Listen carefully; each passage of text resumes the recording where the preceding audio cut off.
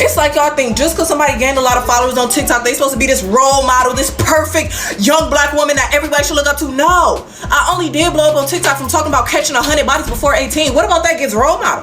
I caught chlamydia before. Wow. Is that giving role model? No. I ain't out here living life good. Living life like that. You see them dishes? I'm trifling.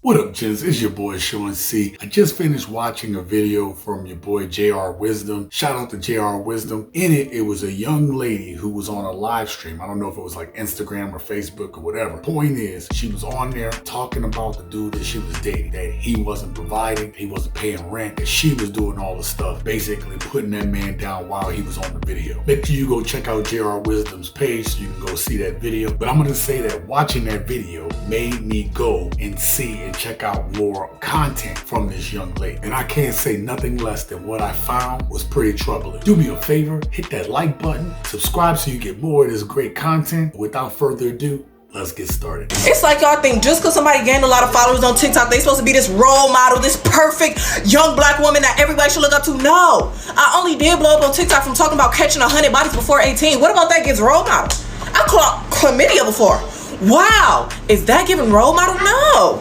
I'm just a regular hoe. People on social media shouldn't necessarily be role models, especially young people today. Now, a lot of them have knowledge at their fingertips due to cell phones, computers, but a lot of them don't have the life experience in order to be able to apply knowledge that they're trying to give other people. Now, you may not feel as an influencer that you're a role model, and I get it. However, you do have a responsibility to the people that follow you to some degree, because you potentially lead them down the wrong path that could change their life forever and change the lives around them forever. I could say that even though you don't feel you're in that role, you are. And true leaders make sure they step up to the plate when that happens. Now, what's that saying? With great power comes great responsibility, something like that. There you go. Now, in the video, she talks about herself, or maybe someone else. I don't know which one per se. I think it was herself, where she talked about she had a body count over 100 before she was over the age of 18, and she even had some problems down in her lady parts that she got from having relations that she had to take care of. Our young people having relations is nothing new. It's been going on since the beginning of time. However, if you are 18 and you already have a body count of 100, at some point you gotta start looking at the parents. You gotta say, what is going on in that household that is allowing this girl to be able to go out and get buck wild with that many dudes, with that many partners? That is dangerous. She is lucky that she hasn't been in worse situations than just having some stuff down there with the lady parts, if you know what I'm saying. Now, from this video, we know that this young lady doesn't have respect for herself. How do I know? Because she called herself a 304. A lot of young ladies these days are willing to call themselves beaches and 304s. They don't even care. They will call themselves that. Any self-respecting woman or person would not call themselves something derogatory because they love themselves and care for themselves. They wouldn't go ahead and do that. You wouldn't go ahead and do that if you love and care for yourself. Words are very powerful. Words have meanings. What we say, what we do, what we put into action affects who we are, how we go about our business. Again, words are powerful. What we say about ourselves, what we think about ourselves, even our actions dictate who we will become in the future. Now, this young lady called herself trifling. She goes ahead and points to the kitchen. She points to the dishes in the sink. There's dirty dishes in the sink. The kitchen is all messed up, and she calls herself trifling. Again, this goes back to parenting. And as the OG TK Kirkland says, shout out to TK Kirkland, who raised you. I also find it troubling that a lot of young people want to come up on social media. They want to come up on TikTok. They want to come up on IG. They want to come up on YouTube. Yet and still, they aren't willing to put in the same amount of effort into their future, into future work, into what they're going to do, their careers and things like that. That whole go to therapy shit is really weird, first of all, because not everybody can afford a fucking therapist.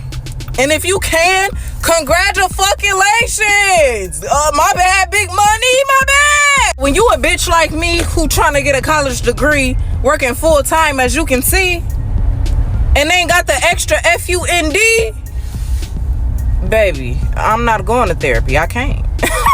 I can't afford it. Sorry. Now, this clip right here is just downright sad. Therapy should be affordable by all people.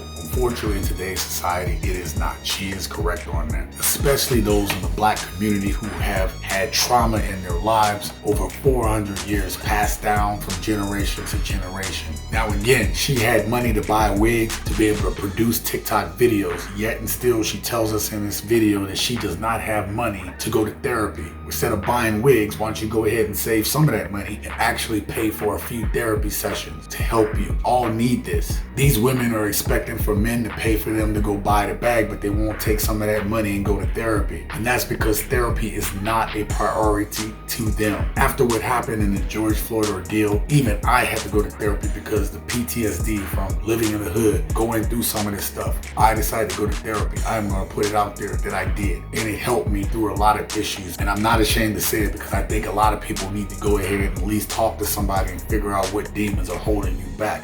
Once you are able to identify those demons, you can get from out of your own way. And I feel like this young lady needs therapy to get out of her own way. She's trying to do positive things, but she's stuck in a lifestyle that she can't get herself out of. And so many young women today are just like her. You can't get no bitches.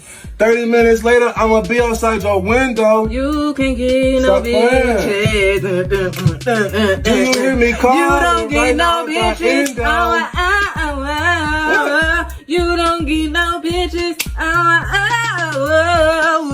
You don't get no bitches. That's why. I got you though. That don't count. I was a hoe. Now I'm assuming that the man in the background is the one that she was berating in the previous video or the live stream that JR Wisdom had on his channel. In the end, why can't she do better? Why can't young ladies do better? It's easy for modern women to go ahead and blame the men that are in their lives for their troubles, yet and still they continue to pick dudes that mean them no good, that are holding them back. I'm not saying that some of them don't have unrealistic expectations. Modern women have an unrealistic expectation, but at the same time, work on yourself first instead of worrying about who's with you. But obviously, this is a codependent relationship and so many people find themselves in. I don't know this young man in the video, but in the live, he is supposedly supposed to be holding down the household while she works and goes to college. And you can already see in the video, the one that JR Wisdom had, that she has no respect for him being at home. This is a double standard. As a man, you should want to get out and you should want to help provide and help for your family. And I definitely need for young men to stop being these homosexuals where you are